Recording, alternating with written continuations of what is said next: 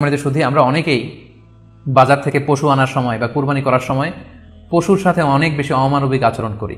এতে করে কিন্তু আপনার পুরো কুরবানির প্রক্রিয়াটাই প্রশ্নবিদ্ধ হয়ে যেতে পারে।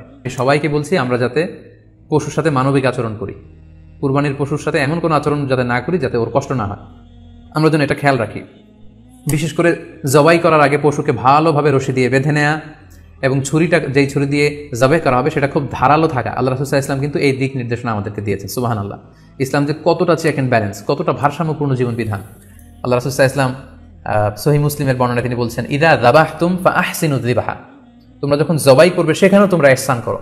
কেননা আল্লাহ তাআলা সব জায়গায় ইহসানকে অবধারিত করেছেন। আমরা জীবনে যাই করবো না কেন সেটা ইহসানের সাথে করতে হবে। তো পশুটাকে কিন্তু আমি জবাই করবো, স্লটার করবো, আল্লাহ রাসূল সাল্লাল্লাহু আলাইহি ওয়াসাল্লাম বললেন যখন স্লটার করবে, জবাই করবে, তখনও সেটার প্রতি ইহসান করে তোমরা জবাই করো। ওয়াইদা যাবাহতুম ফাআহসিনু যিবাহা, সেক্ষেত্রেও তোমরা সফট হার্টেড হও, সেটাকে ইহসানের সাথে জবাই করো। কিভাবে ইহসানের সাথে জবাই করবে? ওয়ালিয়ুহিদ্দা আহাদুকুম শাফরাতাহু ওয়ালিয়ুরিহ যাবিহাতাহু, তোমরা তোমাদের ছুরিটা খুব বেশি করে ধারালো করে নাও, যাতে করে খুব স্মুথলি স্লটারিংটা হয়ে যায়, খুব স্মুথলি কুরবানিটা তাড়াতাড়ি হয়ে যায়, যাতে প্রাণীটার কষ্ট না হয়। আমরা প্রায়ই আমাদের ব্যাখেয়ালে বা অবহেলাবশত কুরবানির পশু ট্রাক থেকে নামানো, হাট থেকে নিয়ে আসা, এমনভাবে আমরা কুরবানির পশুর সাথে ট্রিট করি, এতে করে কিন্তু অনেক অমানবিক আচরণ আমাদের দ্বারা প্রকাশ পেয়ে যায়। সো আমরা যদিও এটাকে জবাই করবো, আমরা যেন ইহসানের সাথে জবাই করি, এই বিষয়টা যেন আমরা খেয়াল রাখি। এটা হচ্ছে প্রথম রিমাইন্ডার। দ্বিতীয় রিমাইন্ডার হচ্ছে, আমাদের দেশে প্রায় এটা ঘটে, জবাই করার পরে অনেক কসাইরা তাড়াতাড়ি এই পশুটার দেহ থেকে প্রাণ বের হয়ে যাওয়ার জন্য ছোট ছুরি দিয়ে জবাই করা প্রাণীটার গলার মধ্যে খোঁচা মারতে থাকে, গলায় বারবার খোঁচা মারতে থাকে। এটা কিন্তু ঠিক না। স্পাইনাল কর্ডে যদি আপনি জবাই করার পরে বারবার খোঁচা মারেন, তাহলে কিন্তু এই প্রাণীটার অপমৃত্যু হতে পারে, অর্থাৎ এটা স্বাভাবিক কোনো মৃত্যু নয়।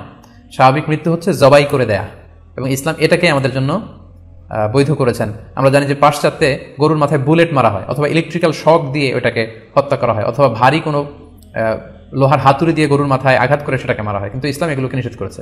ইসলামের বিধান হচ্ছে স্লটারিং করা, আপনি জবাই করে দিবেন।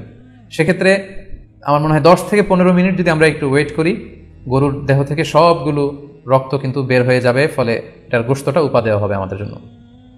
কিন্তু আমরা যদি তাড়াহুড়ো করে, বিশেষ করে অনেক কসাই ভাইরা রুহটা যাতে তাড়াতাড়ি বের হয়ে যায়, প্রাণটা যাতে তাড়াতাড়ি বের হয়ে যায়, জবাইয়ের পরে আবার ছোট ছুরি দিয়ে স্পাইনাল কর্ডে খোঁচা মারতে থাকে, এটা কিন্তু ঠিক না। এতে করে যেটা হয়, এটা স্বাভাবিক মৃত্যু হয় না, বরং অপমৃত্যু হয়ে থাকে।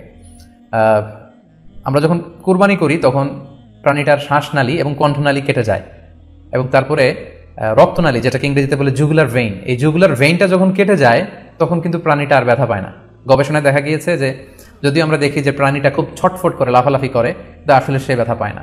জুগুলার ভেইন যখন কেটে ফেলে তখন ব্রেইন তাকে স্পাইনাল কর্ডের মাধ্যমে হার্টের সিগন্যাল দেয় আরো বেশি পাম্প করার জন্য, আরো বেশি রক্ত পাঠানোর জন্য, ফলে দেহের সবগুলো রক্ত গলার ওই কাটা জায়গা দিয়ে কিন্তু বের হয়ে যায়।